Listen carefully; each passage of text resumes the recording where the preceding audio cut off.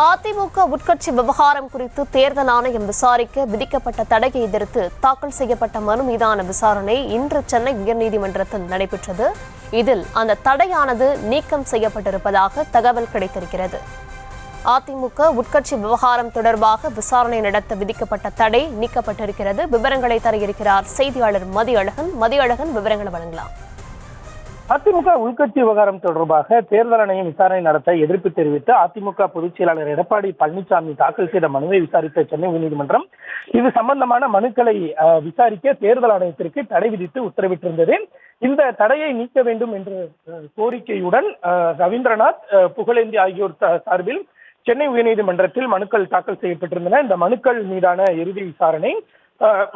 விசாரணை நீதிபதிகள் ஆர் சுப்பிரமணியன் மற்றும் ஜி அருள்முருகன் அமர்வில் விசாரணை நடைபெற்று வந்தது. இந்த வழக்கில் கடந்த வெள்ளிக்கிழமை தீர்ப்பு ஒத்திவைக்கப்பட்டிருந்த நிலையில் இந்த வழக்கில் இன்றைய தினம் நீதிபதிகள் தங்களது தீர்ப்பினை அளித்தனர். அப்பொழுது அதாவது தேர்தல் ஆணையத்திற்கு விதிக்கப்பட்ட தடையை நீக்கி நீதிபதிகள் உத்தரவிட்டு இருக்கிறார்கள். அதாவது அதிமுக உள்கட்சி விவகாரம் தொடர்பாக விசாரணை நடத்த தேர்தல் ஆணையத்திற்கு விதிக்கப்பட்ட தடையை நீக்கி நீதிபதிகள் உத்தரவிட்டு இருக்கிறார்கள். மேலும் விசாரணை நடத்துவதற்கு, அதாவது இந்த விவகாரம் குறித்து விசாரணை நடத்துவதற்கு அதிகாரம் இருக்கிறதா இல்லையா என்பது குறித்து திருப்தி அடைந்த பிறகு விசாரணை நடத்த வேண்டும் என்று தேர்தல் ஆணையத்திற்கு நீதிபதிகள் உத்தரவிட்டு இருக்கிறார்கள். மேலும் தேர்தல் ஆணைய சின்ன ஒதுக்கீட்டு சட்டப்படி விசாரணை நடத்த வேண்டும் என்றும் நீதிபதிகள் தங்களது உத்தரவில் குறிப்பிட்டு இருக்கிறார்கள். மேலும் தேர்தல் ஆணைய விசாரணைக்கு தடை கோரி எடப்பாடி பழனிசாமி தாக்கல் செய்த மனுக்கள் தள்ளுபடி செய்யப்படுவதாகவும் நீதிபதிகள் தெரிவித்திருக்கிறார்கள். அதே நேரத்தில் தடையை நீக்க கோரி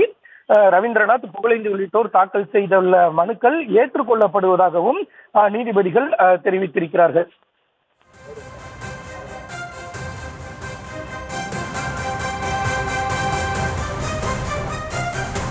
விவரங்களுக்கு நன்றி மதியாளர்.